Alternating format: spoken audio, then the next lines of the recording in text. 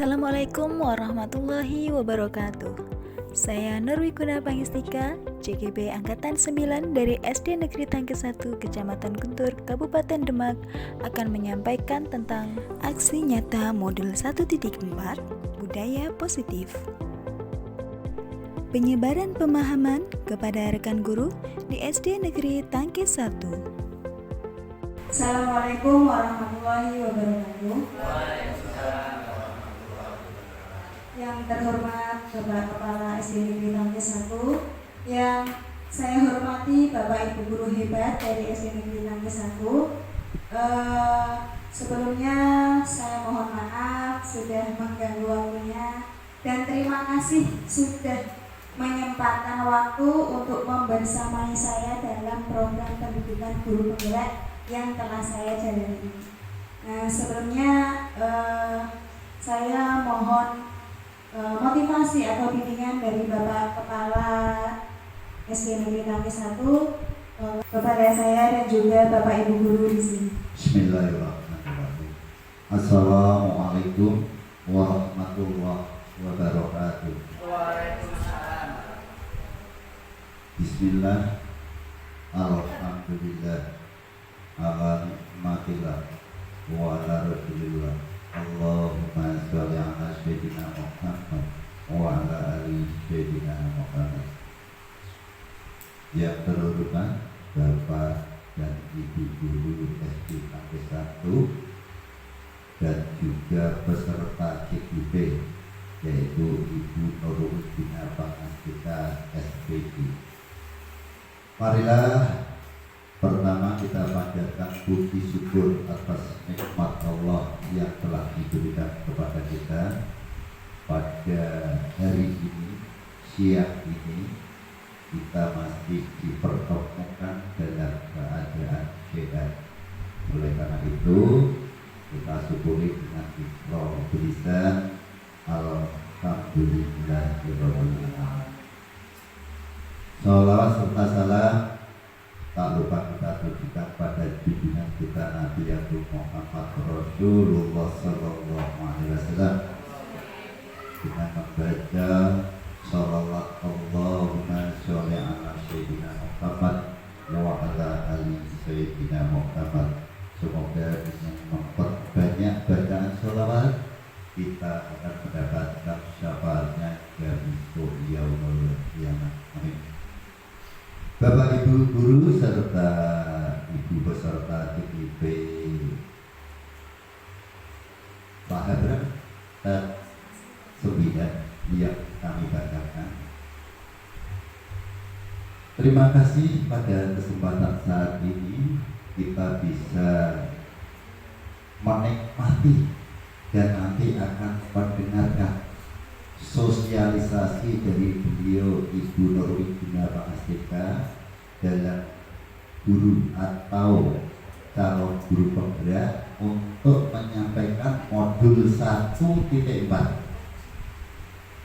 Semoga apa nanti yang akan disosialisasikan kepada kita, yang disampaikan kepada kita akan bermanfaat untuk kita semua.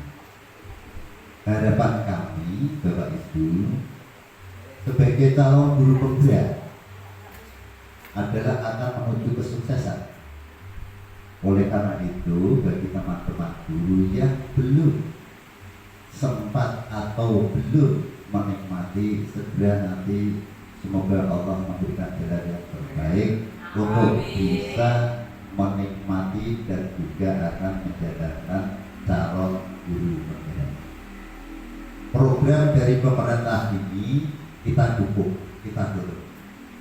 Karena apapun yang dilaksanakan oleh pemerintah itu pasti ada manfaat dan tujuan yang baik.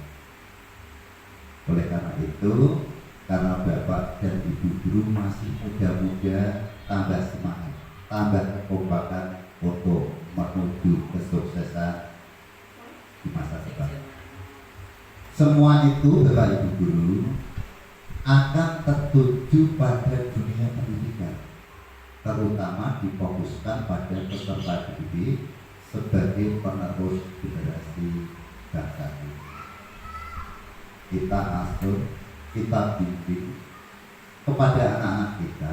Anggaplah anak yang diasuh dari orang tua diserahkan kepada kita ini menjadikan tanggung jawab ibadah sebagai anak kita sendiri. Oleh karena itu, rangkuhlah mereka anak-anak kita itu seperti anak kita sendiri.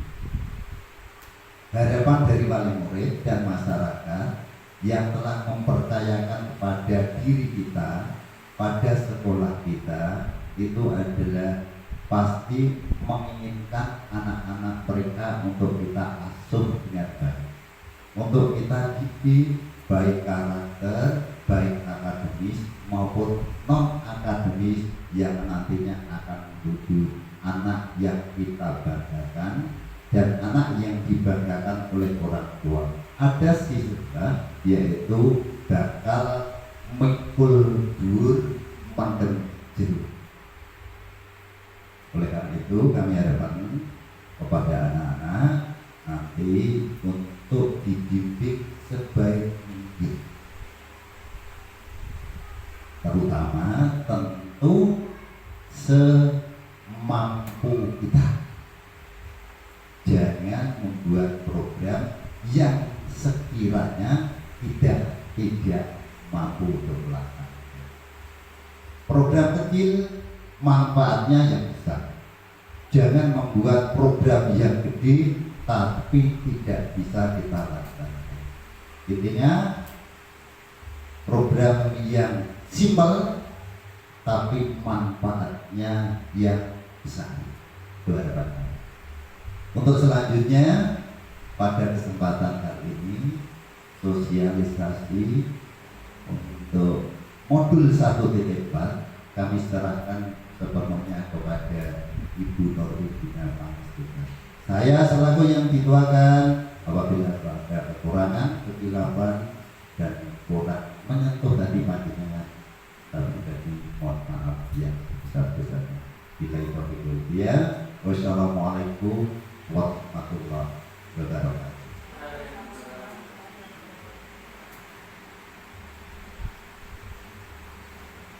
Terima kasih Bapak atas motivasi dan bimbingannya kepada kami. Semoga kedepannya kami lebih baik lagi dalam mendidik anak-anak kita, mendidik murid-murid kita. Tentunya akan menjadi budaya yang positif di sekolah kita. Ya, Bapak Ibu yang hebat, hari ini pada siang ini saya akan menyampaikan, mendiseminasikan atau menyebarkan pemahaman dan penerapan pengalaman budaya positif dari apa yang saya dapat di pendidikan guru penggerak 2 bulan terakhir ini. Semoga dapat menginspirasi Bapak Ibu, dapat menggerakkan hati Bapak Ibu supaya bisa bekerja atau menuntut anak-anak lebih baik. Masih semangat Bapak Ibu? Supaya lebih semangat lagi, kita ice breaking dulu ya. Kalau saya bilang buka mulut tertawa 3 kali. 3 kali ya. Kalau 3 kali berarti hehehe gitu ya. Kalau 2 kali berarti hehe. Kalau 1 kali he. Kalau tanpa suara mangap kok, jangan pakai suara. Yang tidak mangap diapakan ya? Yuk, lagi ya. Buka mulut tertawa 3 kali. Buka mulut tertawa 2 kali. Buka mulut tertawa 1 kali. Buka mulut tertawa tanpa suara. Abadnya untuk kabin. Oke, masih semangat ya Bapak Ibu. Kita masuk ke inti dari pembahasan saya, yaitu konsep inti dari budaya positif itu ada beberapa. Oh ya, sebelumnya Bapak Ibu, saya mau tanya nih, budaya positif dari Bapak Ibu itu ada yang mau menanggapi apa itu budaya positif? Budaya positif menurut Bapak Ibu itu apa? Saya? Ya.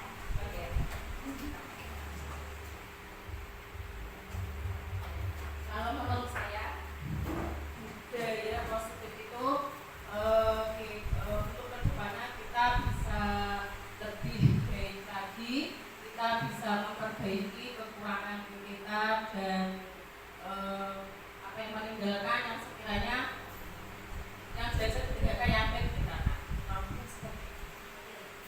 Terima kasih Bu Rini atas tanggapannya, luar biasa sekali. Aplaus buat Bu Rini. Mungkin ada lagi Bapak Ibu yang mau berpendapat mengenai budaya positif, Bula, Pak Sugeng. Oke, seperti yang dikatakan oleh Bu Rini tadi ya, budaya positif itu adalah suatu tindakan atau apa yang kita lakukan itu dapat membudaya di sekolah kita, tentunya hal-hal yang positif, tentunya dari dalam yang tumbuh dari dalam diri siswa, bukan karena paksaan, bukan karena iming-iming atau imbalan, tetapi memang dari dalam diri hati diri peserta didik kita. Ya. Biasanya kan anak-anak masih mau melakukan ketika Bapak Ibu marah-marah gitu. Nah, budaya positif itu siswa sendiri yang merasa bahwa itu penting untuk dirinya.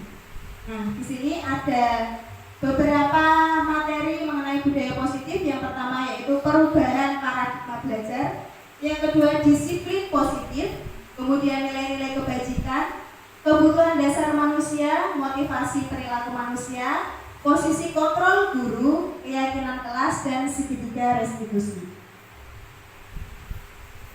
Nah, untuk pembahasan yang pertama adalah mengenai pembelajaran dengan paradigma baru. Bapak Ibu guru tentunya sudah sering dengar bahwa pembelajaran itu ada yang berpihak pada guru dan ada juga pembelajaran yang berpihak pada murid. Oke, sudah pernah dengar ya Bapak Ibu? Nah, menurut Bapak Ibu, pembelajaran yang sudah dilaksanakan panjenengan semua itu yang berpusat pada guru atau berpusat pada murid? Siapa ini yang mau memberikan tanggapannya? Siapa? Bu Rina mungkin? Yang sudah dilaksanakan selama ini kan Bu Rina mengajar, Pak Sugeng mengajar atau Pak? Pembelajaran yang diterapkan di kelas itu berpusat pada guru atau berpusat pada siswa yang selama ini diterapkan. Terima kasih Bu Esti. Mohon maaf sebelumnya kalau jawabannya kurang pas. Terima kasih. Untuk mengenai pembelajaran di kelas itu terkait dengan guru apa siswa, terus terang itu pembelajaran yang pertama itu tentang siswa. Karena apa? Guru sebagai pendidik itu mengajar tentang pelajaran yang berkaitan dengan siswa. Satu, yang kedua, karena mendidik itu bukan dengan materi di buku, tapi juga dengan perilaku sehari-hari yang diterapkan di kelas, di sekolahan, itu juga sangat penting sekali. Makanya yang pertama itu pembelajaran untuk anak didik. Terima kasih. Baik sekali Pak Sugeng, terima kasih. Mungkin Pak Agus, pembelajarannya seperti apa yang diterapkan di kelas? Kalau Bu Rina berpusat pada siswa atau guru? Siswa, oke. Bu Ulan berpusat pada siapa? Pada siswa. Bu Ambar? Iya. Alhamdulillah Bapak Ibu guru di SD Negeri Tangke 1 sudah menerapkan pembelajaran berpusat pada siswa. Ya. Karena kalau kita lihat zaman dulu nih Bapak Ibu, itu pembelajaran itu berpusat kepada guru, di mana hanya melewati satu arah. Jadi siswa harus mendengarkan apa yang diberikan oleh guru kepada mereka. Nah sekarang pendidikan sudah berbeda, ya. Pembelajaran dengan paradigma baru itu merupakan pembelajaran yang dirancang berdasarkan prinsip pembelajaran berdiferensiasi. Berdiferensiasi itu seperti apa nih? Kita percaya ya bahwa murid itu memiliki kebutuhan yang berbeda-beda. Ya. Bahkan saya juga sering dengar cerita dari Bu Rina, Bu Rini, dan juga Bu Ulan, bahwa di kelasnya itu ada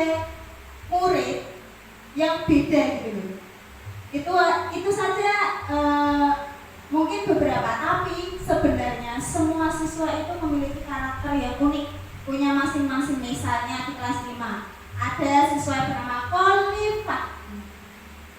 Ya, pasti akan bilang, Bu, bosan ketika pembelajaran apa, Bu? Ya, semua mama bilangnya bosan, tetapi ketika diajak bernyanyi ya, sampai nanti pulang sekolah, besok sekolah lagi dinyanyiin terus, okay? Berarti memang kebutuhan belajar dia itu gaya belajarnya berbeda dengan teman-teman.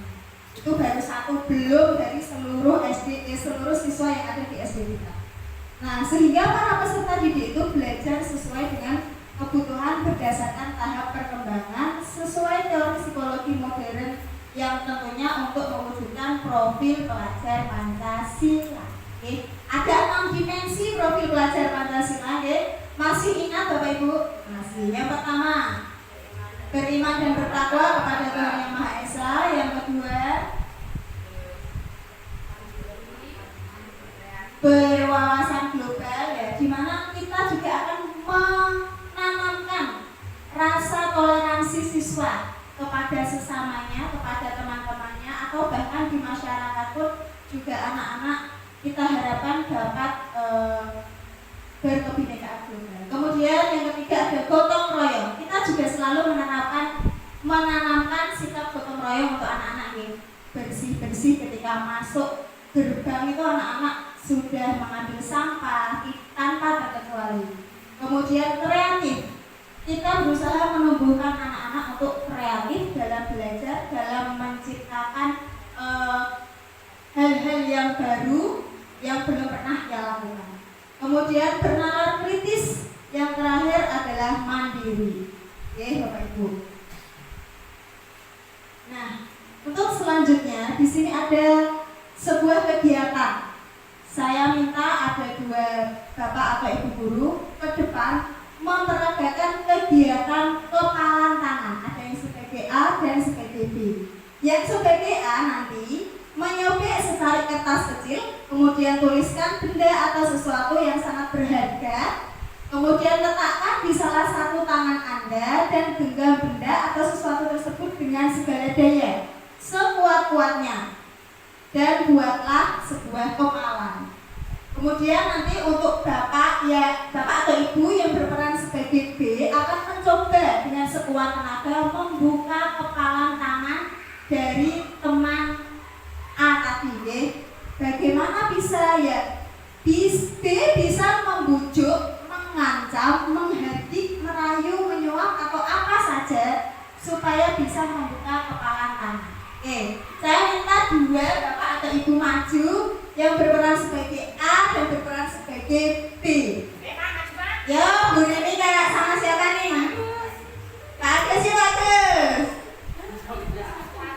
Pak Agus memiliki sesuatu yang berharga. Bu Rini mau jadi A atau jadi B? Jadi B aja. Jadi B yang suka merayu. Ya. Pak Agus jadi A ya, Pak Agus. Sebelah sini Pak, ada apa-apa? Biar kelihatan. Buatan nuwun sewu panggil. Oke, silakan Pak Agus mengepal. Bu Rini mencoba membukanya dengan membujuk, boleh mengancam, menghardik, merayu atau mengiming-imingi sesuatu. Oke, silakan.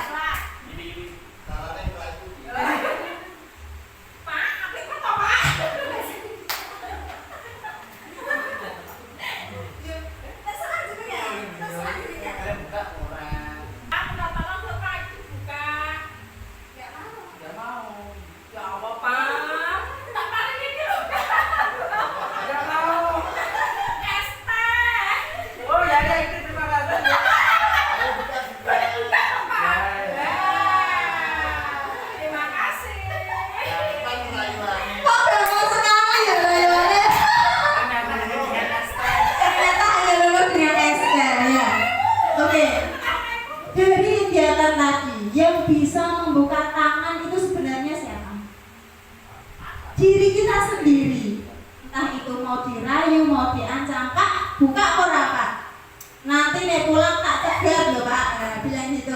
Nah, itu sama dengan ibaratnya seperti kita dan murid-murid kita.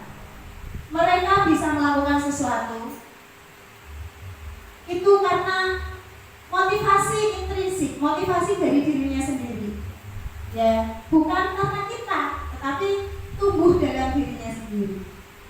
Seperti itu Bapak ya. Nah, di sini ada miskonsepsi teori kontrol. Tadi yang kita peragakan adalah teori kontrol. Hanya diri kita sendiri yang bisa mengontrol. Oke. Misalnya saja Bapak Kepala Sekolah meminta Bu Rini untuk menjadi bendahara BOS. Tapi Bu Rini tidak mau. Nah, itu yang bisa mengontrol dirinya sendiri adalah dirinya sendiri yang bisa mengontrolnya.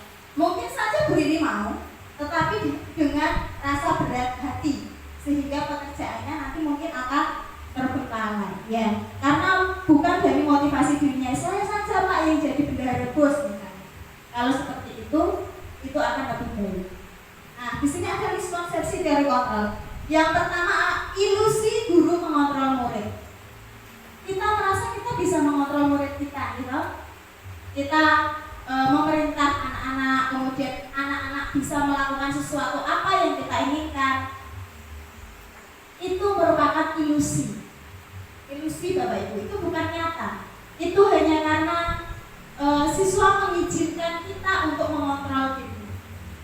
Nah, itu hanya ilusi, bukan dari dalam diri siswa. Kemudian ilusi bahwa semua penguatan positif itu efektif dan bermanfaat. Terkadang kita memberikan nasihat misalnya, ayo dibersihkan lingkungan sekolahnya supaya tempat kita nyaman, supaya kita bisa belajar dengan tenang. Bahkan anak didik diberi nasihat seperti itu pun ada yang bergele, ya toh, ada yang masih pura-pura tidak dengar. Nah, jadi ilusi sekali bahwa semua penguatan positif yang kita berikan itu dapat bermanfaat untuk mereka.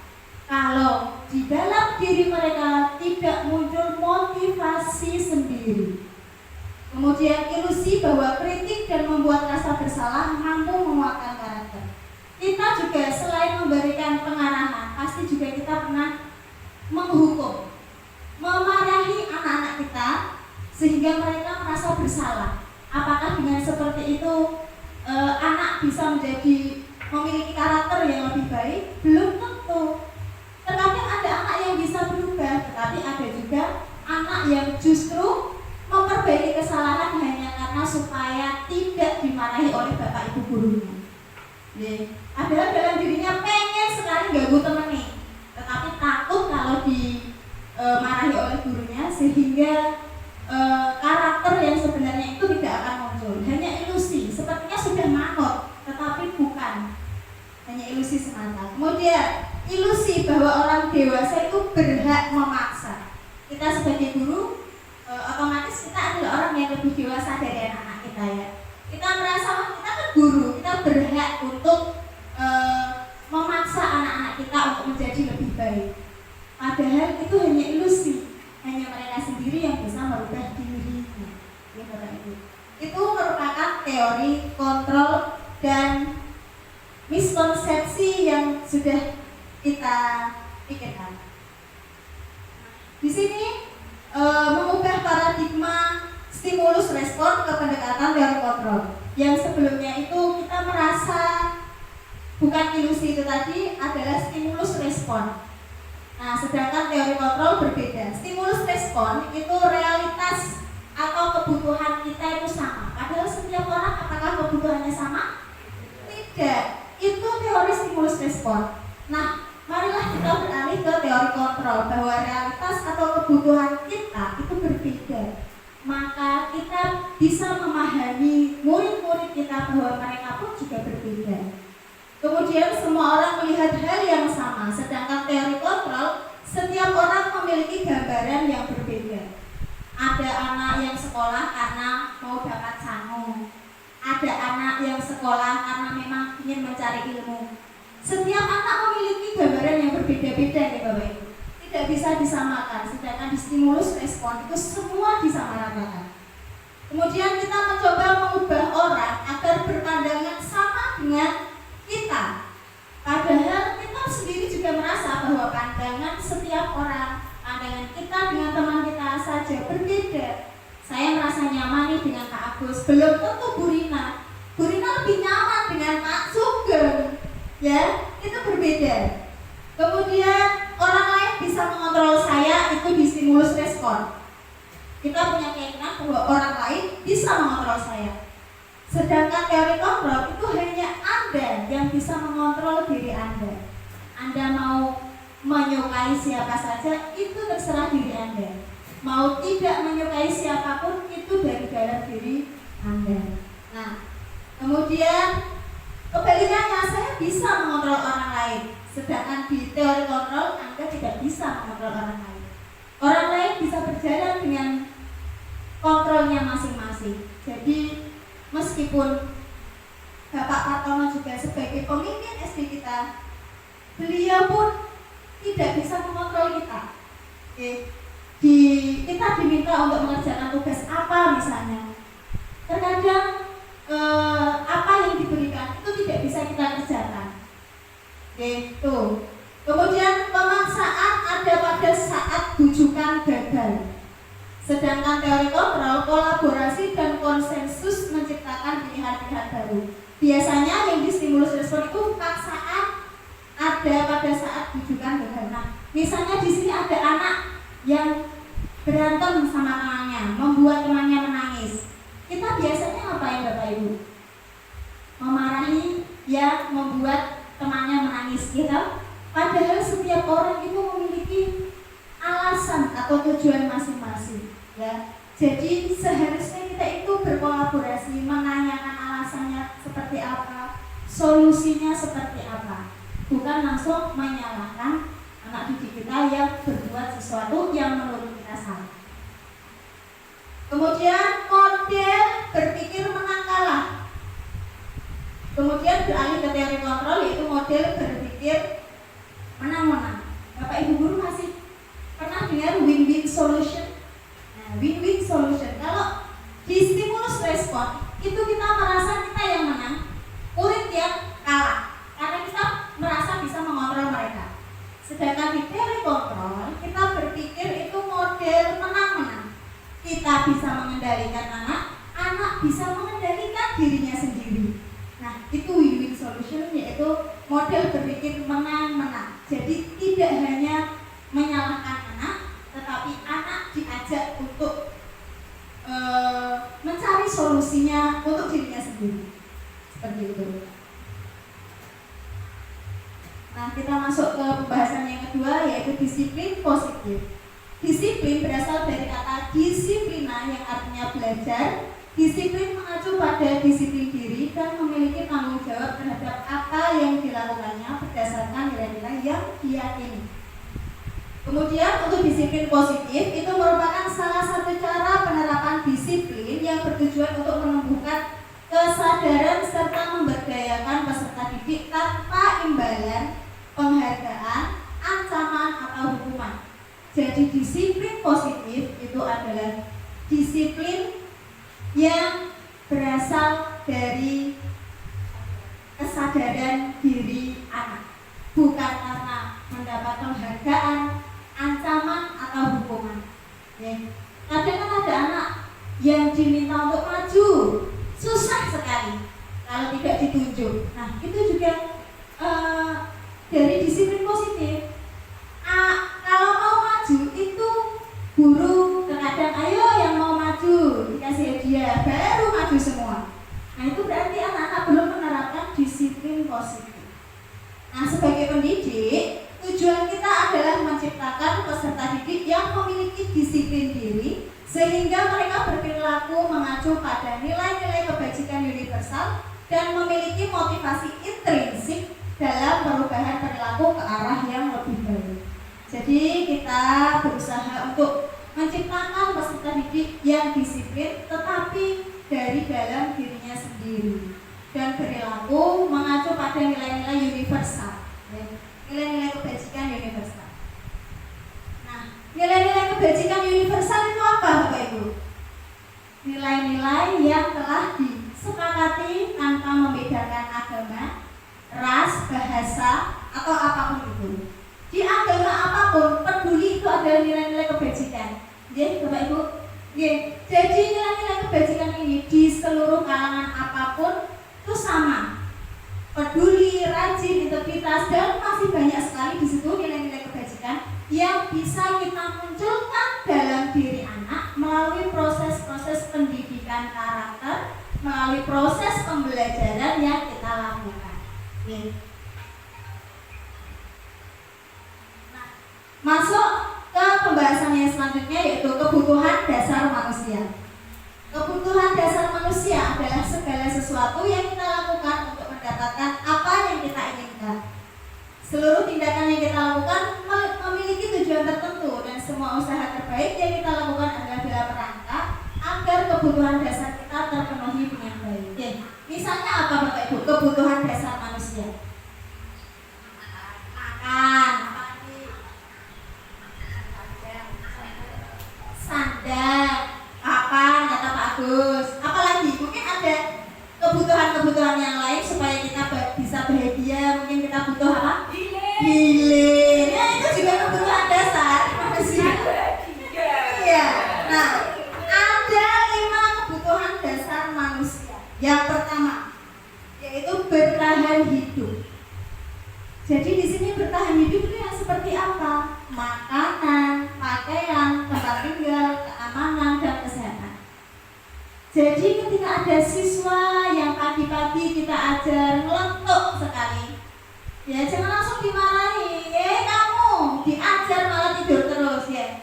Kita harus mencari tahu apa sebenarnya ini kebutuhan dasar apa yang anak itu tidak dapat. Ya. Bisa jadi tidak sarapan. Oke. Bisa jadi juga rumahnya kebanjiran atau apa Pak Sugeng? Atau di rumah tadi dimarahi bapaknya, ya?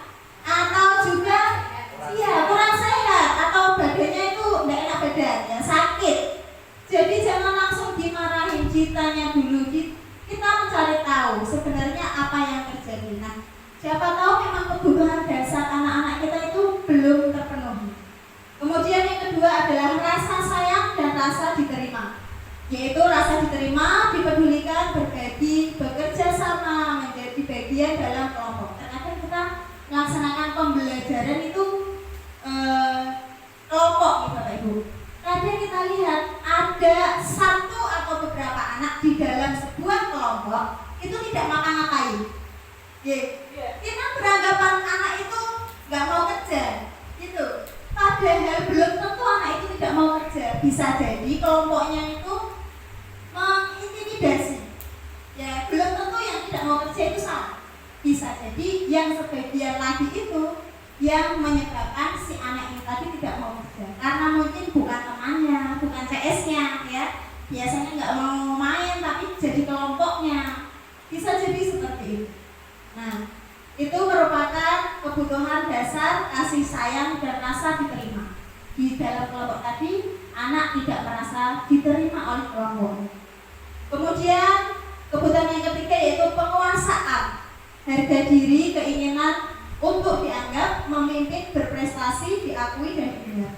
Terkadang ada anak juga yang pengen sekali terlihat sendiri, ya, ngacong terus, maju terus, ya, ada tuh seperti itu. Pengen dirinya itu terlihat, pengen dirinya itu seperti yang paling menonjol, maunya menjadi pemimpin. Nah, di situ juga Bapak Ibu, anak-anak juga harus dihargai.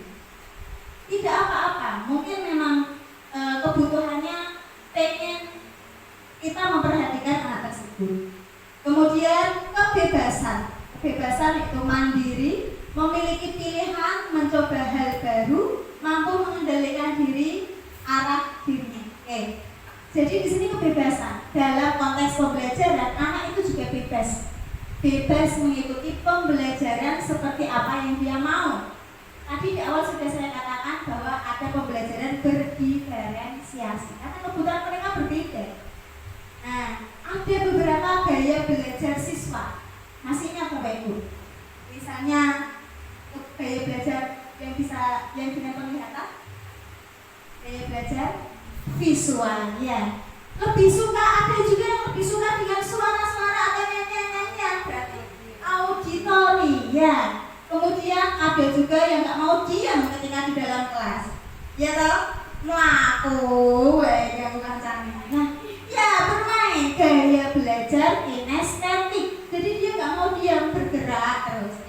Jadi kita harus memenuhi kebutuhannya, yaitu kebebasan. Oke.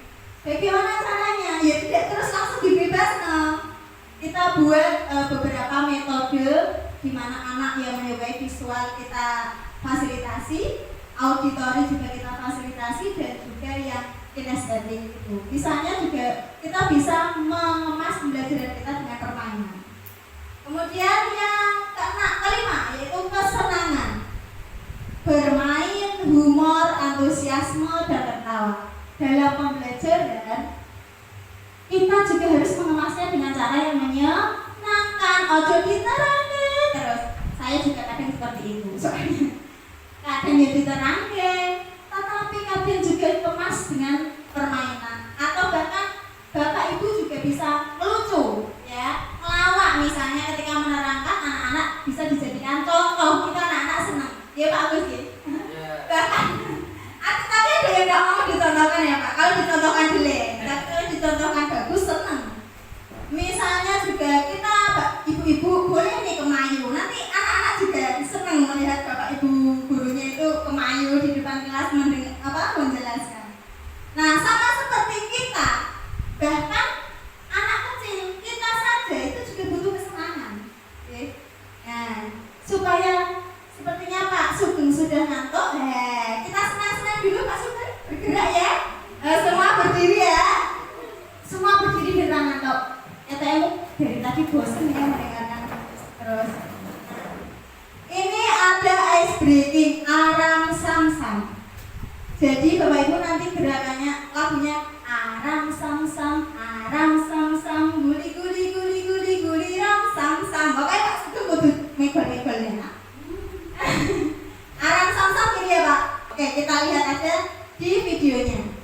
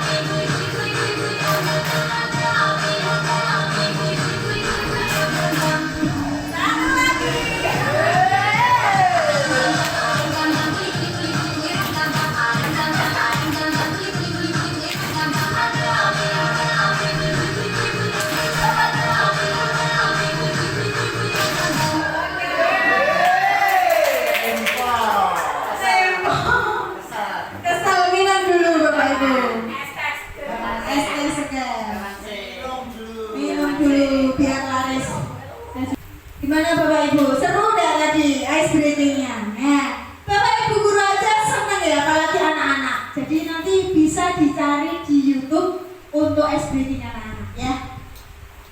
Selanjutnya, nah, masuk ke pembahasan yang selanjutnya yaitu motivasi perilaku manusia. Jadi tadi sudah saya singgung di depan. Ada motivasi intrinsik, yaitu motivasi yang ada dalam diri siswa, dan juga ada motivasi ekstrinsik. Motivasi ekstrinsik itu muncul untuk menghindari ketidaknyamanan atau hukuman.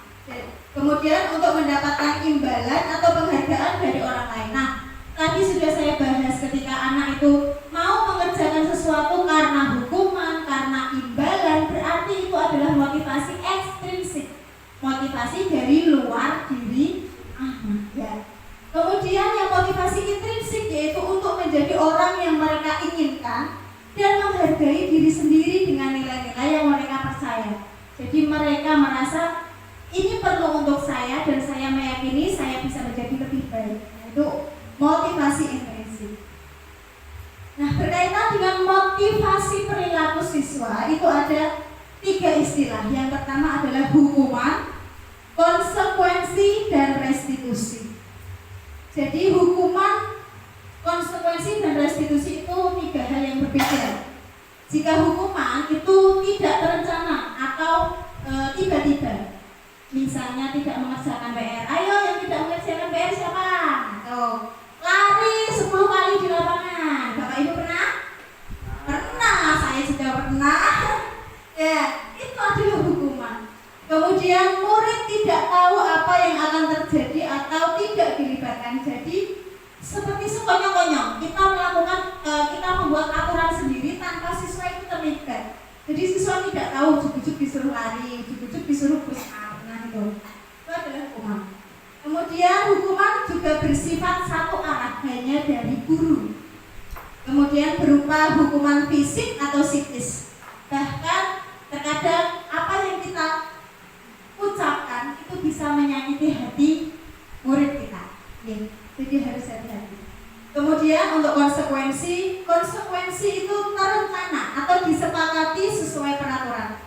Jadi sudah ada kerjasama antara murid dan guru tentang sesuatu yang sudah kita sepakati peraturannya. Kemudian murid tetap dibuat tidak nyaman. Sikap guru selalu memonitor murid. Memonitor berarti mengawasi setiap perbuatan murid. Kemudian seperti apa nih contoh konsekuensi, misalnya Pak Agus mencoret-coret bukunya Bu Amber. Konsekuensinya apa Pak Agus? Mengganti bukunya Bu Amber ya. Itu konsekuensi. Tetapi kalau hukuman misalnya, ayo Pak Agus, kamu sudah mencoret-coret buku Bu Amber, gulung-gulung di lapangannya. Itu hukuman ya Pak Agus. Tahu bedanya konsekuensi dan hukumannya? Nah, berbeda lagi dengan restitusi. Jadi restitusi adalah proses menciptakan kondisi bagi murid untuk memperbaiki kesalahan. Jadi meskipun murid salah, di sini restitusi, kita gunakan restitusi yaitu proses menciptakan kondisi bagi murid untuk memperbaikinya, bukan dengan hukuman atau dengan konsekuensi.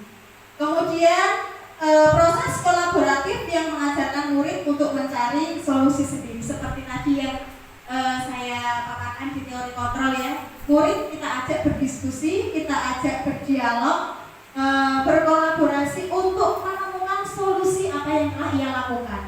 Oke, supaya bermakna untuk anak-anak. Nah, di sini ada beberapa nih contoh hukuman atau konsekuensi kira-kira Bapak Ibu. Nomor 1, mencatat 10 kali di dalam buku.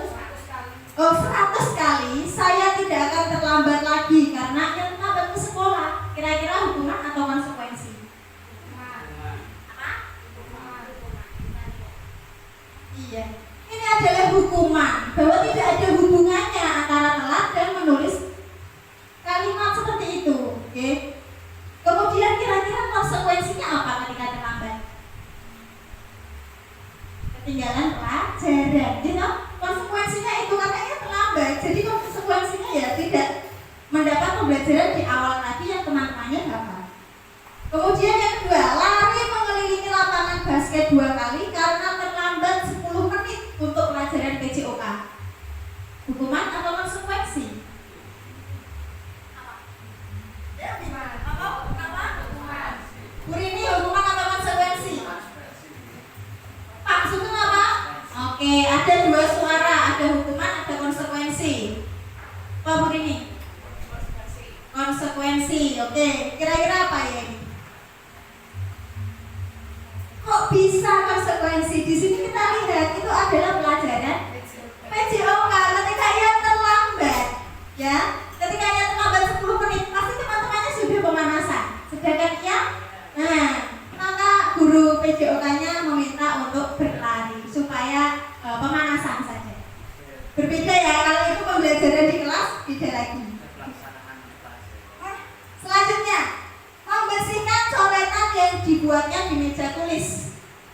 membersihkan coretan yang sudah ia coret-coret di meja.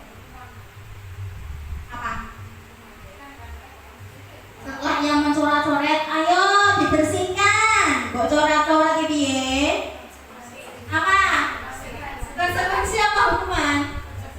Konsekuensi karena dia sudah mencoret-coret, jadi harus membersihkan. Oke? Kalau hukuman nggak ada hubungannya dengan meja. Kalau mau WC malahan itu hukuman. Nah, konsekuensi. Selanjutnya, membersihkan tumpahan air di meja tulis karena tersenggol pada saat belajar. Apa? Minumannya tumpah di meja karena tersenggol. Apa? Konsekuensi. Oke. Nah, terakhir, berdiri di depan kelas sambil mengangkat kaki satu karena tidak bisa menjawab pertanyaan. Hukuman jelas nih ya. Dari sini kita sudah bisa membedakan nih mana konsekuensi, mana hukuman. Untuk restitusi nanti di akhir. Oke.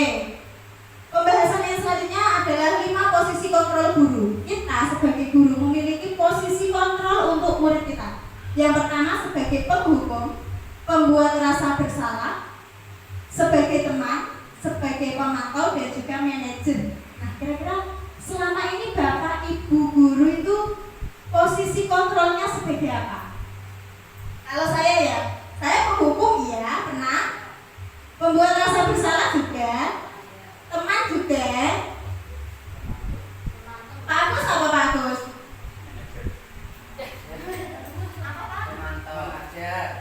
Pengajar, manajer. Bu Ambar mungkin kira-kira selama ini posisi kontrolnya apa Bu?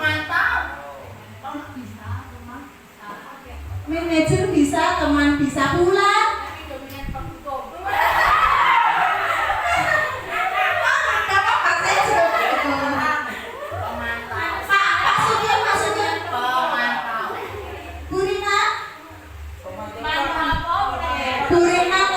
Bu Ambar manajer bisa, teman bisa tadi ya Bu. Nah, Bu Wulan lebih sekali berapa hukum ya? Lebih dominan ya. Pak Agus tadi manajer ya Pak Agus. Oke, Bu Rini? Saya teman. Teman. Pak Sofi ini? Manajer. Kalau ada 6 direktur. Iya, hebat sekali, luar biasa, manajer. Idealnya memang kita itu sebagai manajer, ya. Tetapi pada kenyataannya hukuman itu kental sekali dengan ya, hukuman ya. Hukuman itu bisa bersifat verbal dan juga bisa bersifat non verbal, ya. Verbal itu berarti kita menggunakan kata-kata yang kasar.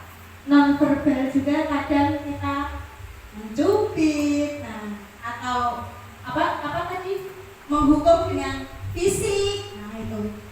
Kemudian pembuat rasa bersalah. Nah, di sini pembuat rasa bersalah itu kita bisa mengucapkan kalimat di mana anak itu akan merasa dirinya itu bersalah. Misalnya, kamu tuh gimana? Misalnya seperti itu saja. Jadi anak akan merasa dirinya itu gagal, merasa bersalah. Kita memberikan kalimat-kalimat yang membuat murid itu ya down. Justru ini yang paling berbahaya daripada penghukum tadi ya. Ini seperti menjudge ya, mengultimatum atau gimana. Nah, ini membuat rasa bersalah sehingga emosi dari anak itu gimana ya, terpendam. Kemudian ketika itu meledak, nah itu akan menjadi anak yang depresi ya Bapak Ibu. Jadi mereka merasa dirinya itu bersalah, tidak berguna untuk orang lain. Nah ini yang sangat berbahaya. Kemudian sebagai teman, nah di sini Bu kita sebagai pendidik juga bisa menjadi teman untuk murid-murid kita. Misalnya ayo toh ikuti Pak Guru, ayo toh ikuti Bu Guru, tolong dong dibantu masak gitu terus, misalnya seperti itu kan kayak teman sendiri. Nah kemudian untuk pemantau ini guru mengingatkan anak-anak Ayo, peraturan apa yang kalian langgar? Nah, itu adalah sebagai pemantau. Kemudian manajer. Nah, manajer di sini yang seharusnya itu kita terapkan, yaitu mengajak murid untuk berdiskusi, berdialog, menemukan solusi, mencari tahu alasannya apa. Seperti yang sudah saya bahas di awal tadi dengan proses restitusi. Nah, restitusi di sini adalah posisi kontrol kita itu sebagai manajer. Jadi luar biasa sekali kalau misalkan Pak Agus itu sebagai manajer ketika ada anak yang bermasalah, Pak Agus bisa menyelesaikannya dengan baik. Seperti itu. Wah, semangat buat Pak Agus.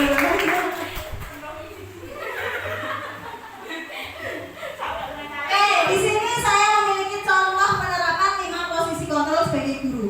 Ada sebuah kasus yaitu siswa tidak memakai atribut lengkap saat upacara bendera. Biasa sekali ya ini ya di tempat kita ya, tidak memakai atribut saat upacara. Nah, yang pertama ada kalimat hormat pada bendera selama 1 jam. Itu posisi kita sebagai apa Bapak Ibu? Anak kan hormat, disuruh hormat selama 1 jam. Ayo, tidak pakai atribut. Ayo sekarang yang tidak pakai atribut lengkap berdiri dan hormat pada bendera selama 1 jam. Posisi kita sebagai penghukum. Kemudian ada yang seperti ini. Berapa kali ibu harus memberitahu kamu? Kamu selalu saja mengecewakan ibu. Berarti apa kira-kira itu? Ya, pembunuhan rasa bersalah. Ketika kita mengungkapkan kekecewaan kita kepada anak, maka anak itu akan merasa bersalah, merasa dirinya itu gagal, mengecewakan orang lain. Nah ini. Kemudian yang selanjutnya, apakah kamu tahu kesalahanmu? Kira-kira bagaimana kamu memperbaiki kesalahanmu? Itu adalah contoh kita sebagai manajer. Jadi tidak langsung menghukum, tidak langsung mengungkapkan kekecewaan kita, tetapi kita menanyakan, apakah kamu tahu kesalahanmu? Nah, kamu kira-kira bagaimana kamu memperbaiki kesalahanmu? Anak diajak untuk mencari solusi. Itu manajer. Orang langsung dikepro ini. Nah, tadi kan contoh ya. Sekarang kita jawab lagi bersama-sama. Posisi kontrol apakah aku? Saya kecewa sekali dengan kamu. Iya. Pembuat rasa bersalah. Selanjutnya, kamu tidak pernah benar melakukannya. Apa? Kamu tidak pernah benar melakukannya. Ngono we, bolak-balik kowe we. Apa?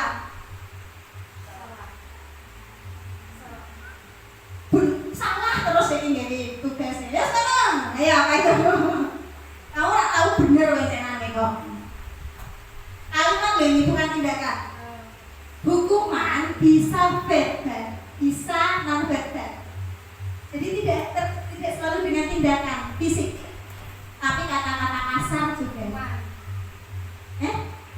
Kamu tidak pernah benar melakukannya. Ayo. Ini adalah posisi kita sebagai penghukum. Kasar ini, kita langsung menyalahkan anak. Kasar ini, ya. Jadi jangan langsung menyalahkan anak. Ya. Kira-kira yang kamu lakukan itu betul atau salah? Seperti itu kan bisa ya. Tapi langsung kowe yang salah, misalnya seperti itu. Itu menghukum. Kasar kata-katanya. Nah, apa rencanamu untuk menyelesaikan masalah ini? Manajer. Ayolah lakukan Bapak atau Ibu. Ayo. Ayo toh lakukan Bapak atau Ibu. Ya sebagai apa? Teman, betul. Sebagai teman, ini kan kalimat-kalimat yang santai dengan anaknya. Ayolah. Nah nih, kamu tidak pernah mendapat nilai jika tidak mengerjakan tugas. Tidak mengerjakan tugas dan tidak mendapat nilai.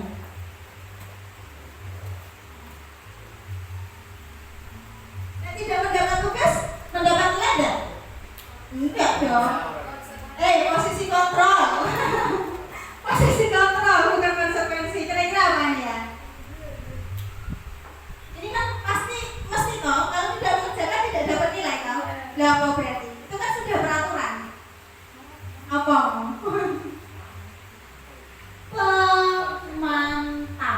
Pemantau tadi kan mengingatkan aturan-aturannya. Kalau tidak mengerjakan tugas ya tidak dapat nilai. Itu kan berarti suatu aturan, gitu, suatu kesepakatan. Nah, kalau tidak dapat nilai, kalau tidak mengerjakan tugas ya tidak dapat nilai. Pemantau. Nah, selanjutnya keyakinan kelas. Mengapa keyakinan kelas? Mengapa bukan peraturan kelas? Bulan mungkin. Mengapa keyakinan kelas? Mengapa bukan peraturan kelas? Tadi di depan juga sudah saya bahas. Saya singgung sedikit-sedikit. Oh, mungkin Bapak memberikan pencerahan untuk teman-teman Bapak Ibu. Kenapa keyakinan bukan peraturan?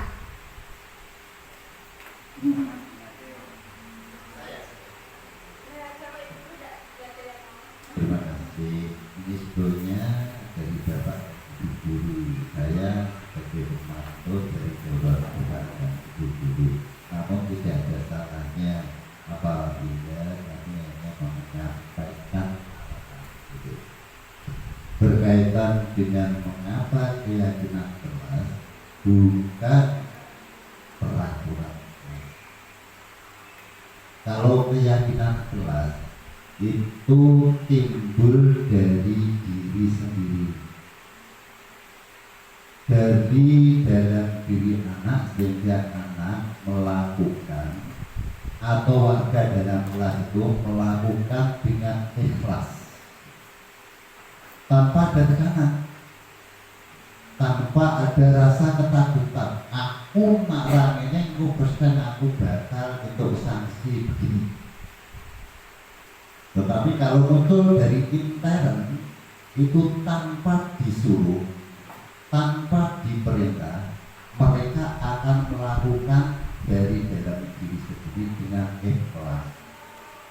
Oh, ini merupakan kebutuhan saya, bukan karena ini diperintah oleh mereka. Kebutuhan.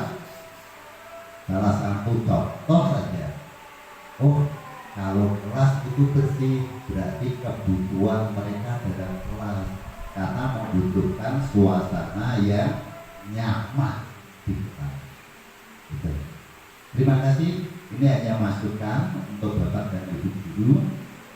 Semoga nanti baik kita termasuk anak-anak itu mempunyai keyakinan yang muncul dari diri sendiri. Terima kasih. Terus untuk Bapak, terima kasih atas pencerahannya untuk kita, Bapak. Iya. Betul sekali bahwa keyakinan kelas itu apa yang diyakini oleh siswa dan juga melalui proses kesepakatan. Kesepakatan kelas. Kalau peraturan kelas itu hanya satu anak, dari siapa? Guru. Sedangkan anak hanya mengikuti, bukan keinginan mereka. Ya, bukan keinginan mereka. Nah, sedangkan keyakinan kelas itu kita buat dengan membuat kesepakatan bersama. Pengennya seperti apa? Misalnya Bu Ambar, ini adalah siswa-siswa saya. Bu Ambar pengennya gini, Pak Agus, Bu Rini, Pak Sofi. Semua memiliki keinginan yang berbeda-beda untuk kelasnya. Nah, itu nanti bisa kita diskusikan mana yang sesuai, mana yang tidak sesuai dengan nilai-nilai kebajikan universal tadi, untuk menumbuhkan nilai-nilai kebajikan universal tadi. Nah, maka dari itu sudah tidak menggunakan peraturan kelas lagi. Jadi yang kita gunakan adalah keyakinan kelas atau kesepakatan kelas. Ketika keyakinan atau kesepakatan itu tidak dipatuhi, maka mereka juga harus tahu konsekuensinya. Harus, karena itu sudah mereka yakini, maka jika ia melanggar, maka konsekuensi pun harus ia pikirkan. Oke, tuh keyakinan kelas. Pembentukan keyakinan kelas itu bagaimana? Nah, bisa seperti itu. Di pojok sana ada gambar.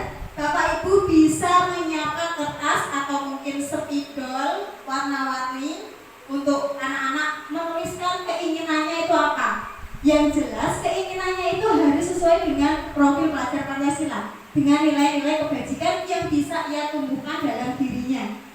Bukan keinginan yang bebas, tapi keinginan yang bisa menumbuhkan karakter anak-anak di dalam kelas. Nah, berupa pernyataan universal, kemudian dibuat dalam pernyataan positif. Jadi jangan menggunakan pernyataan negatif. Misalnya pernyataan negatif itu seperti ini: tidak boleh membuang sampah di kelas. Positif atau negatif itu Bapak Ibu? Negatif, karena ada kata tidak boleh. Maka seharusnya yang kita buat adalah buanglah sampah pada tempatnya atau jagalah kebersihan. Nah, itu. Pokoknya jangan menggunakan pernyataan yang negatif. Dilarang, tidak boleh, itu negatif. Kemudian sedikit saja agar mudah diingat. Jadi jangan banyak-banyak. Misalnya siswanya 12, buat keyakinan 12, kebanyakan. Anak-anak susah mengingatnya. Buat saja sedikit, sederhana, yang penting anak-anak bisa melaksanakan keyakinan kelas yang telah disepakati. Kemudian sesuai dengan kondisi kelas dan sekolah sehingga mudah diterapkan. Kemudian semua warga sekolah atau warga kelas dilibatkan saat membuat keyakinan kelas, tidak hanya dari satu pihak, tetapi semua ikut berkontribusi.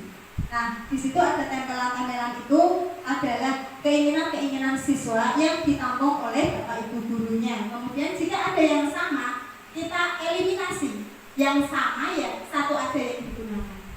Seperti itu. Nih, yang terakhir adalah segitiga restitusi.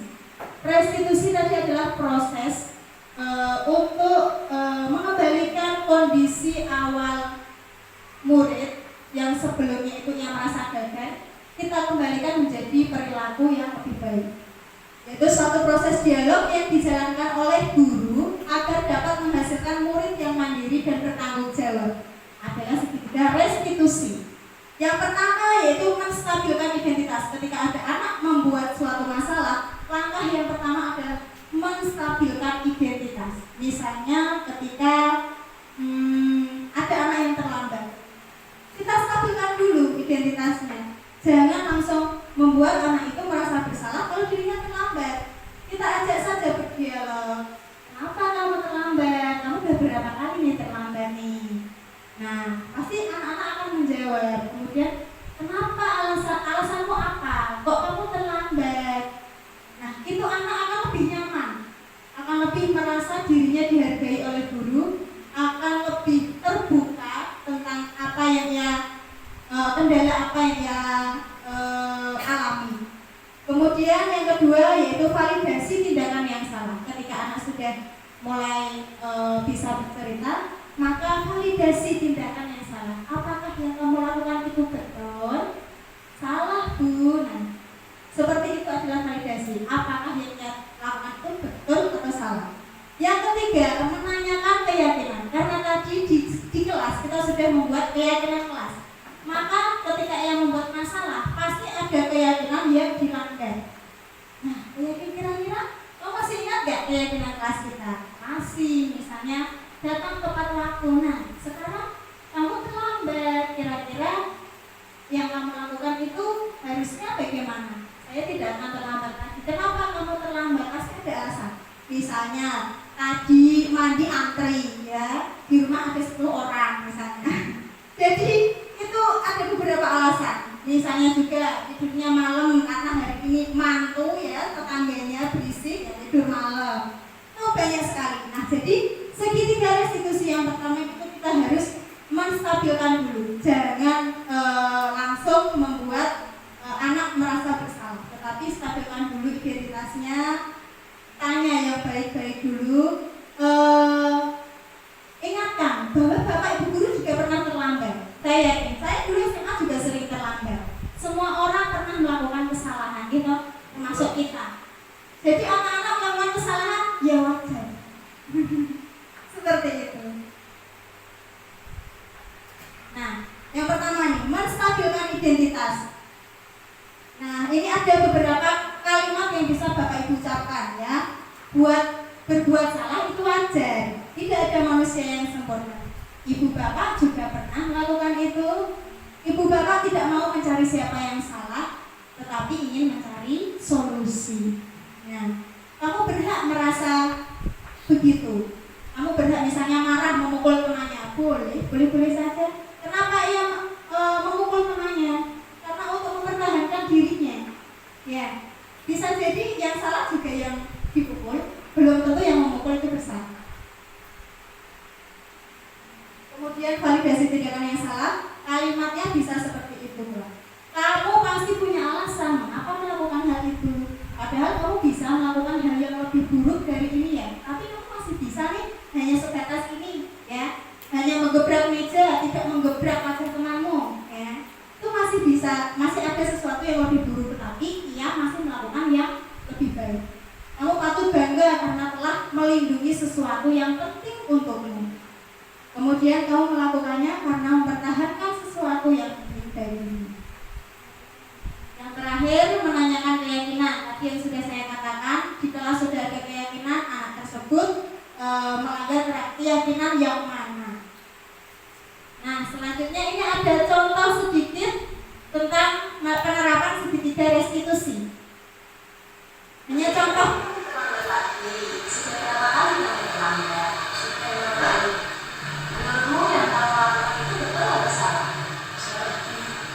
Baiklah, kamu sudah menyadari kesalahanmu. Setiap orang pasti pernah melakukan kesalahan. Namun, kita harus belajar dari kesalahan yang sudah kita lakukan, apalagi sudah berulang kali. Ya, setuju? Ya, setuju. Oke, kalau dulu yuk kita cari solusinya bersama. Aziz yang terlambat itu pasti ada alasannya. Dia kenapa? Karena saya soalnya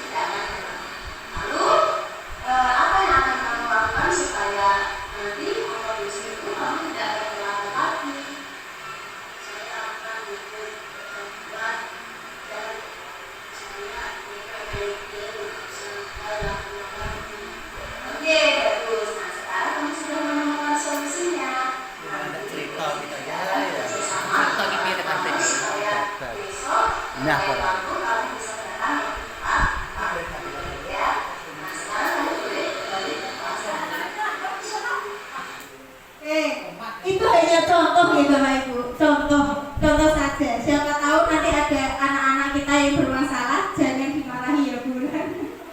Kita terapkan restitusi. Oke, begitu pemaparan. Demikian pemaparan saya pada siang ini. Semoga bermanfaat untuk Bapak dan Ibu guru, supaya nanti juga bisa menerapkan apa yang sudah kita dapat bersama di sini. Karena saya pun juga masih belajar. Terima kasih atas waktunya. Mohon maaf atas segala kesalahan atau perkataan saya yang kurang berkenan.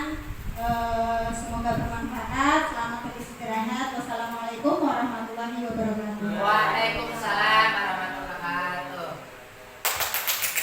Bapak Ibu yang saya hormati, mengambil kesimpulan dari exit tadi itu bisa ditarik satu titik kesimpulan untuk kita bersama. Pada dasarnya yang telah disampaikan tadi untuk kita sendiri dan untuk anak-anak, ada dua masalah yang akan mencapai goal atau tujuan. Dua masalah, yang satu keinginan, yang dua kebutuhan. Ini untuk mencapai suatu tujuan. Seseorang yang ingin tidak akan melakukan action. Aku ingin ini, aku ingin ini, intinya hanya perintah. Tetapi kalau sudah merupakan kebutuhan, berbeda. Saya butuh ini, pasti action. Tapi kalau saya ingin, berbeda. Itu nanti hanya menunjukkan kokonan perintah pada orang lain. Tapi kalau sudah merasakan saya butuh, pasti action, melakukan sendiri. Hadapan kami kepada panjenengan, arahkan anak untuk merasa butuh, bukan ini. Butuh. Aku butuh Peter, misalkan. Berarti nanti dia akan action belajar. Tapi aku ingin pinter, bisa nyontek. Jadi tampilkan diri panjenengan dan anak merasa bahwa saya atau kami butuh, bukan kami ingin. Oke? Untuk mencapai tujuan itu berbeda antara yang tadi disampaikan, satu hukuman, dua keinginan atau kewajiban, yang ketiga tingkat yang paling tinggi adalah kebutuhan. Saya wajib sholat, berarti perintah. Tapi kalau saya butuh sholat, itu sudah muncul dari dirinya sendiri. Saya wajib makan, bisa diatur, pagi makan, siang makan, sore makan, gitu. Tapi kalau saya butuh makan, manakala tidak membutuhkan, ya nggak usah makan. Gak apa-apa. Nah, ini perbedaan antara hukuman, kewajiban, dan kebutuhan. Dari kebutuhan merupakan suatu tingkatan yang paling tinggi untuk mencapai suatu tujuan. Terima kasih, semoga bermanfaat. Penyebaran pemahaman pada murid dengan pembentukan keyakinan kelas. Assalamualaikum warahmatullahi wabarakatuh. Waalaikumsalam warahmatullahi wabarakatuh. Oke anak-anak, hari ini kita akan membahas atau membuat tentang keyakinan kelas. Apa itu keyakinan kelas? Keyakinan kelas itu hampir mirip-mirip dengan peraturan kelas. Tahu ya, peraturan kelas ya. Cuma jika peraturan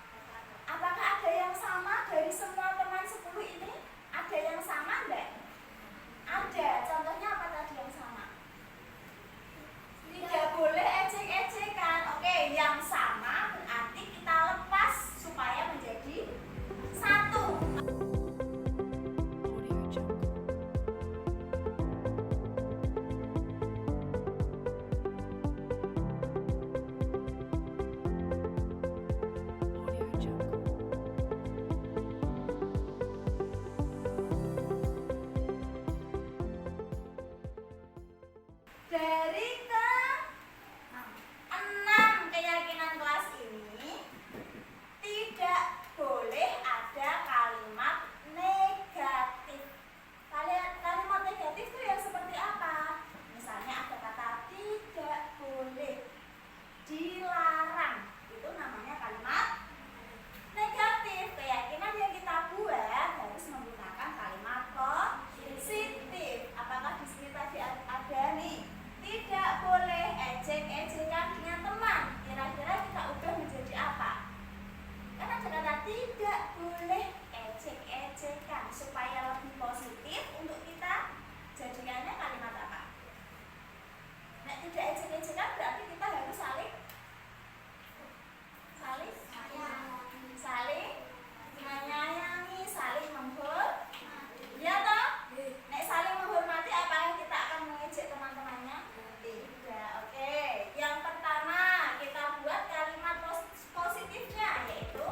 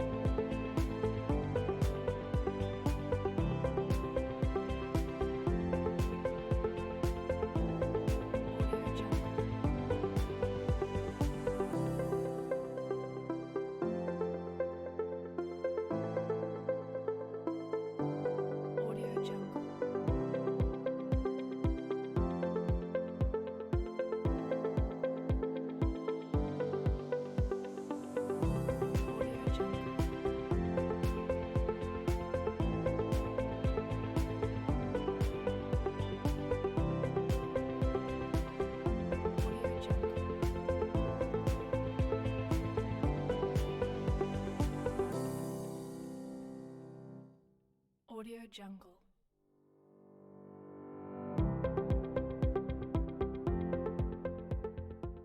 dari ke-6 keyakinan kelas ini, apakah ada yang tidak setuju? Apakah bisa disepakati? Bisa disepakati? Bisa. Semua setuju? Oke. Kalau setuju, berarti nanti kita membuat perjanjian dengan cap jempol. Oke? Ya.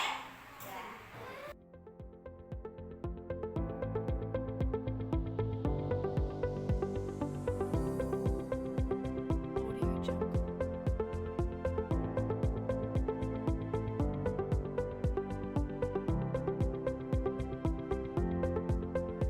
Audio Jungle.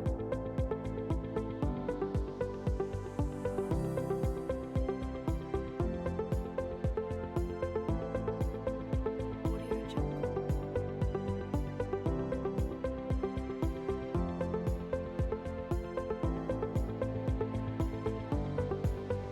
Audio Jungle. Demikian penyebaran pemahaman budaya positif di sekolah. Semoga bermanfaat. Tergerak, bergerak, menggerakkan. Salam guru penggerak. Terima kasih. Wassalamualaikum warahmatullahi wabarakatuh.